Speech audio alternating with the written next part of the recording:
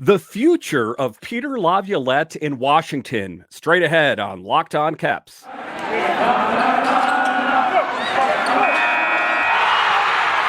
Your Locked On Capitals, your daily podcast on the Washington Capitals. Part of the Locked On Podcast Network. Your team every day.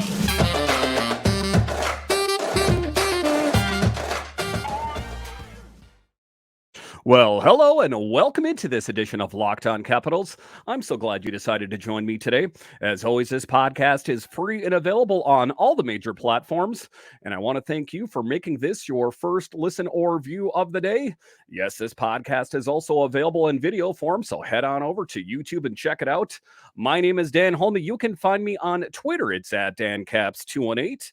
You can find the show on Twitter. It's at Locked On Caps. Today's episode is brought to you by Game Time. Download the Game Time app, create an account, and use code LOCKEDONNHL for $20 off your first purchase. So in this edition of Locked On Capitals, we talk about the future of Peter Laviolette and his assistants in Washington. Then later in the show, we will talk about the latest with the injury to Alex Ovechkin and TJ Oshie. And then to close out the show, we will talk about what Capital players most likely have played their last season in Washington. But just to get it going here, we talk about Peter Laviolette, and suffices to say, things didn't really go according to script for this season. There was a myriad of injuries. You have Tom Wilson out of the lineup. You had Nick Backstrom out of the lineup. What is Peter Laviolette to do? And I think oftentimes the knee-jerk reaction is to say, head coach, get out of here. But there's a couple things to know about Peter Laviolette. He is the winningest U.S.-born coach and has the 8th most wins of all time. Those kind of coaches don't grow on trees. And I know that we think, if we get someone like a Halpern in here, or if we get a Spencer Carberry, that it is going to fix what ails this team. And that's possible, but we don't really know because there was a lot of players that were out of the lineup this past season. So this was a piece that was in The Athletic, and they talk about it.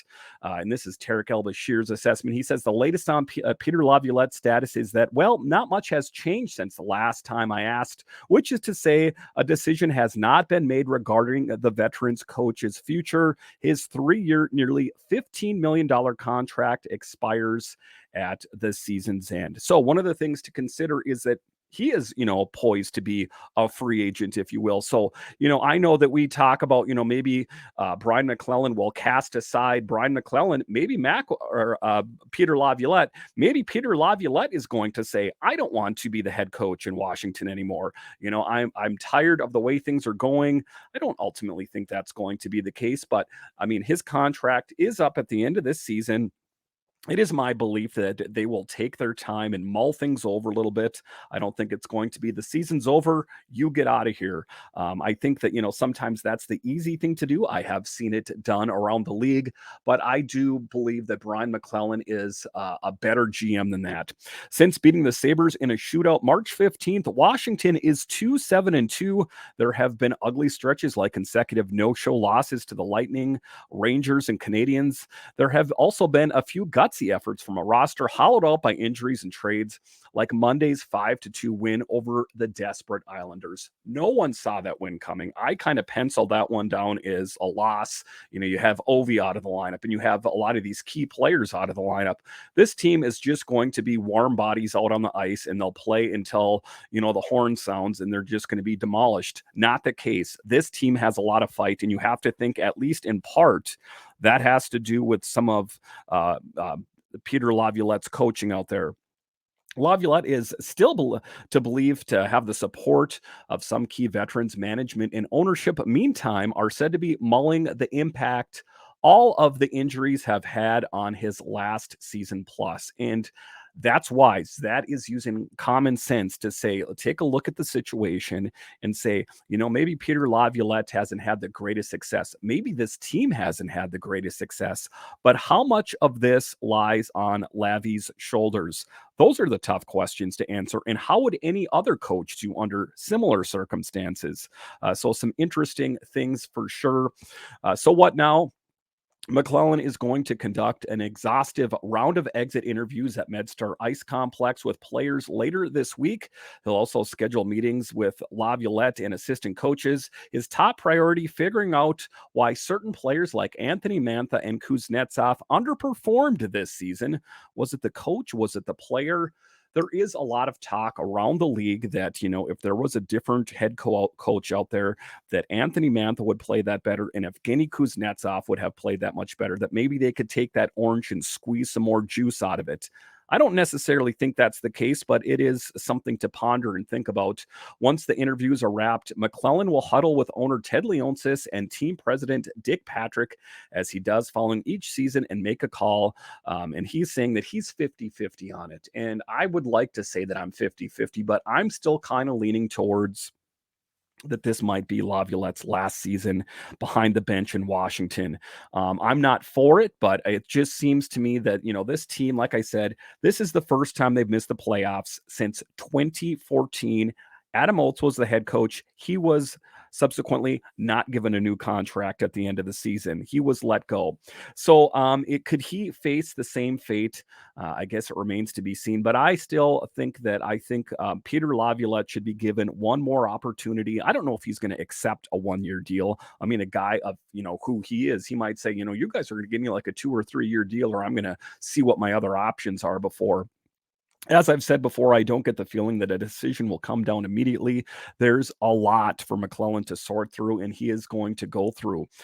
So one of the other interesting situations out there as well is his assistant coaches. And one of the things that I've pointed to is that if Laviolette is not given a new contract, then I think they should wipe a clean slate. However, it's not going to be quite that easy. Not all of Laviolette's assistants are on expiring contracts. For example, Scott Allen, the architect of the NHL's fourth-ranked penalty kill at 82.9%, signed a multi-year agreement when he was promoted from the AHL Hershey Bears last July.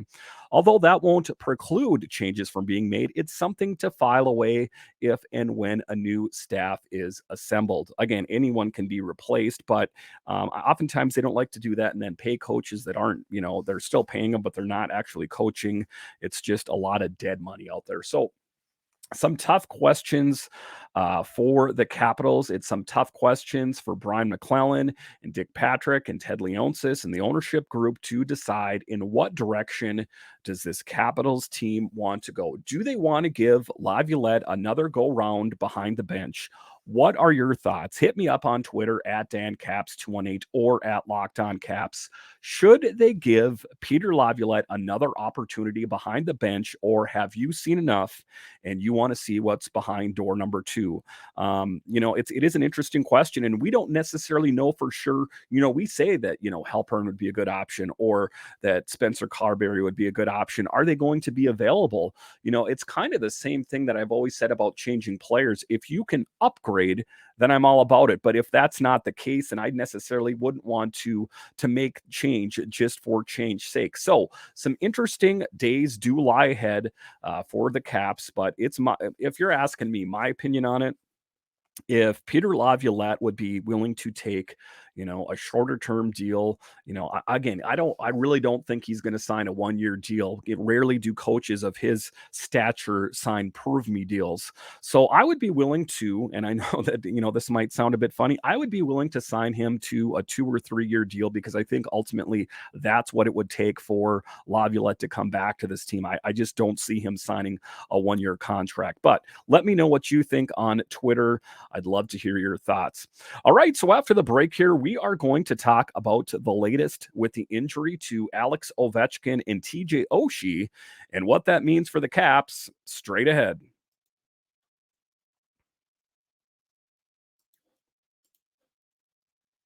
Buying tickets to your favorite event shouldn't be stressful. Game Time is fast and easy, the way to buy tickets for all sports, music, comedy, and theater near you. With killer deals on last-minute tickets and the best prices guarantee, you can stop stressing over tickets and start getting hyped for the fun that you'll have. Flash deals and last-minute tickets, easy to find and buy tickets for every kind of event in your area. Images of seat views, lowest price guarantee, event cancellation protection, and job job loss protection. Guys, let's face it, sometimes it's frustrating getting tickets to the events that you want. That is why you need gametime.co. So snag the tickets without the stress with Game Time. Download the Game Time app, create an account, and use code LOCKEDONNHL for $20 off your first purchase. Terms apply. Again, create an account and redeem code LOCKEDONNHL for $20 off. Download Game Time today. Last minute tickets, lowest prices guaranteed. All right, welcome back into this edition of Locked On Capitals, part of the Locked On Podcast Network, your team every day. In this next segment here, we are going to talk about the injury to Alex Ovechkin and TJ Oshie and what the latest is on it. How bad is Ovi really injured, or is it a wink wink nod? We know we're out of it. How about we just let the future Hall of Famer get some rest here and heal up as he will sail out into the summer? That's just my kind of thought. I don't think that Ovi's necessarily that kind of guy, but he did speak of that it's hard to play these games when they have zero impact. But an interesting thing on his injury, and one of the things we're starting to see come into focus is the Russian machine that never breaks is breaking down a little bit more and more often. So what does that mean?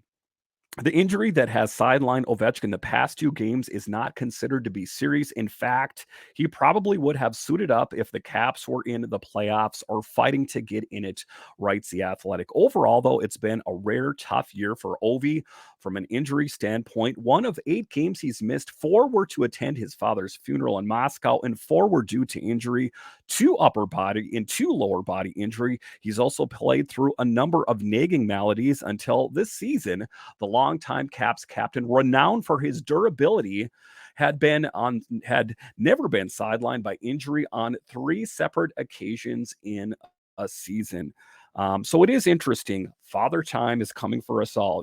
That's what we always hear. And, we know that Ovi puts in a lot of extra time in the off season so that he is in top physical condition to endure the rigors of the NHL season. And they are tough. And, he throws his body around, and he is also the target of a lot of big hits. So a lot of things are coming into focus for Alex Ovechkin, as we have viewed him for the longest time is, infallible and indestructible, and just this guy that is pretty much the Energizer Bunny out there that can go through anything.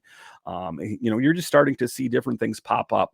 The internal hope is that this year is an outlier and not a sign of Ovechkin's high mileage body starting to break down.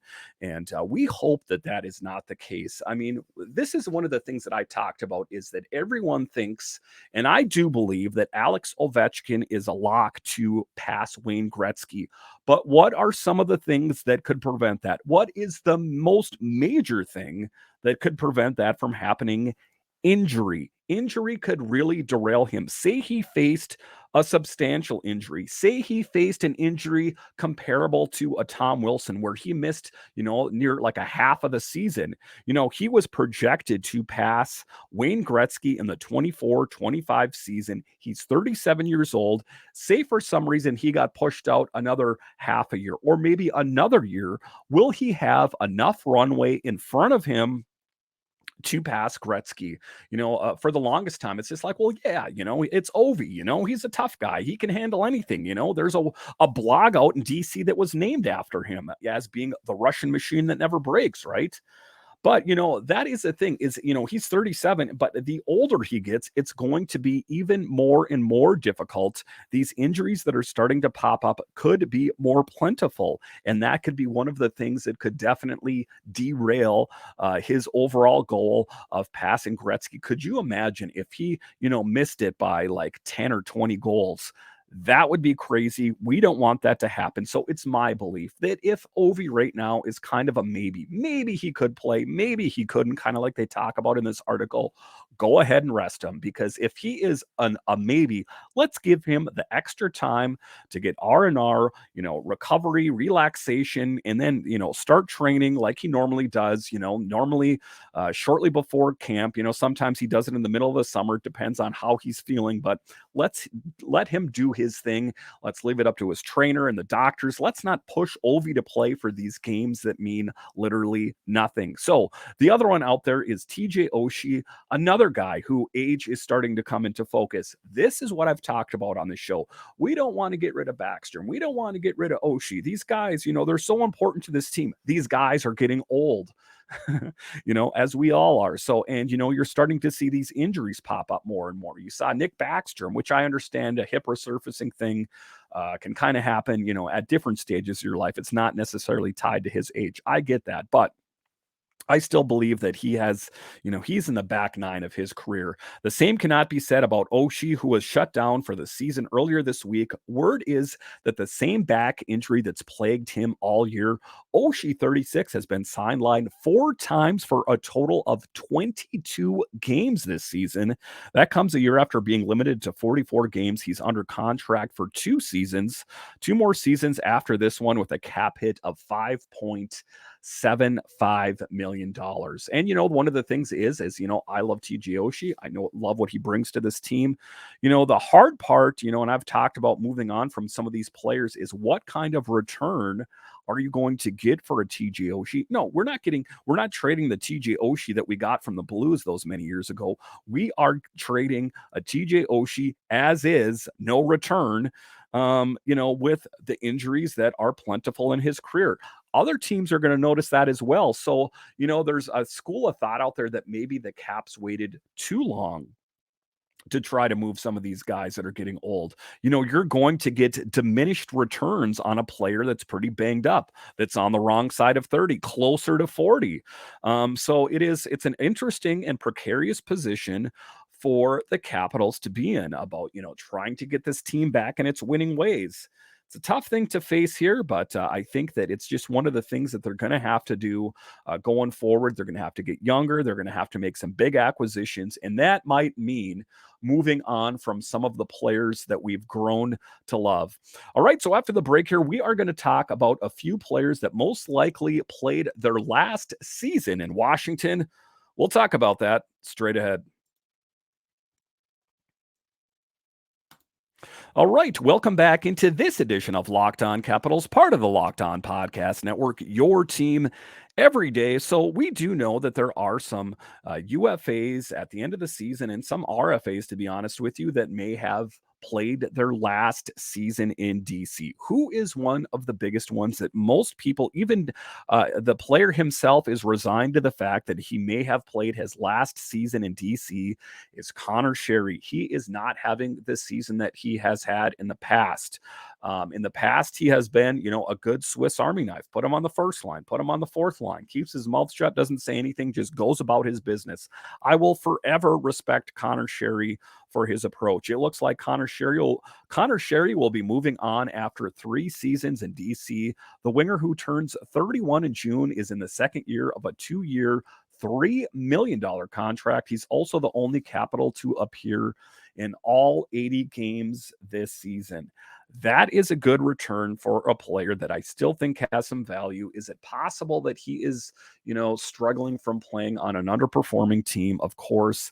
Here's what he had to say in the Hockey News. I obviously want to play, do well, and produce and help the team and all that, but I don't think 2 games is going to change the fate of what might happen this summer, Sherry told the Hockey News. Maybe at this point, people probably know what they're going to get. After coming in on a low-risk deal in 2020, Sherry has since established himself as one of the team's most versatile forwards. He can play top 6 or bottom 6 minutes, kill penalties, and even play on the man advantage if need be. However, this season has been the easiest for the 30-year-old. Through 80 games, Sherry has 15 goals and 22 assists. He had a strong start to the 22-23 campaign, which, if maintained, could have led to a surefire extension. However, things have dropped off after the new year, and he went 21 games without a goal and saw his production take a drop.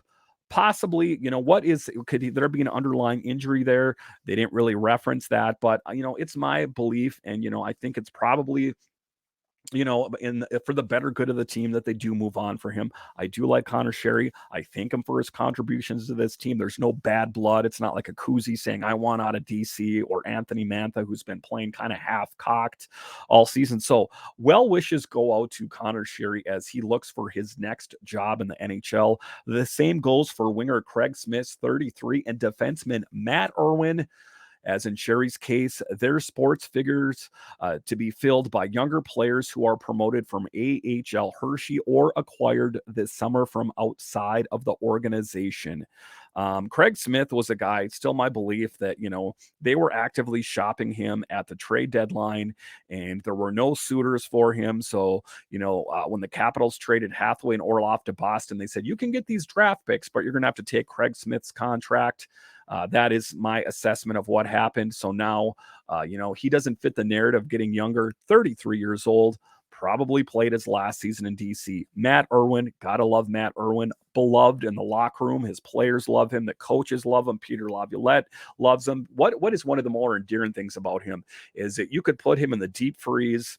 He could sit out, a month or a month plus. You put him in the lineup and he plays flawlessly. That bodes well for Matt Irwin. So despite the fact that he's 35, if he does not have a future in DC, I do see him getting a job somewhere else in the NHL. The only other players on the active roster who need new deals this summer are Martin Feravari and Alex Alexiev, both of whom are restricted free agents without arbitration rights.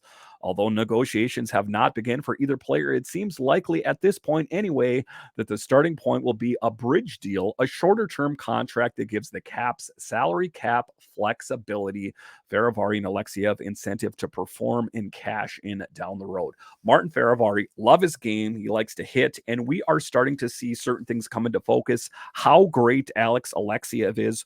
One of the things that Dmitry Orlov spoke about once he was out in Boston, distance, from the Caps, is he thought that Alex Alexiev deserved a bigger role on this team. And as it appears, he does deserve a bigger role on this team as he has played pretty well, all things considered. There's been some growing pains out there. There's been an opportunity that he coughed up a puck that led to a goal. It happens to the best of them. No one's ultimately going to hold that against Alexiev. So anyway, this is going to be a summer of change. That much I know for sure. And I also know I got you guys locked down on Locked On Capitals all summer to keep you updated on everything going around your Washington Capitals. Thank you for making Locked On Caps your first listen today. Now make your second listen Locked On Game to Game NHL. Every moment, every top performance, every result. Locked On Game to Game covers every game across the NHL with local analysis that only Locked On can deliver. Follow Locked On Game to Game NHL, available on the Odyssey app, YouTube, and wherever you find your podcast. Listen, I would love to talk to you guys more about the Capitals. We can do that one-on-one. Join me on Subtext. There's more information in the show notes. So once again, thank you for joining me on this edition of Locked On Capitals. Make sure and hit that follow or subscribe button. That way you will know when the new podcasts are available on your favorite podcatcher. When you're done there, hop on over to YouTube and hit that subscribe button so we can see those subscribers go up, up, up. And I have you guys to thank. So once again, thank you for joining me on this edition of Locked On Capitals, where it's your team every day. My name is Dan Holme, and I'll talk to you again next time.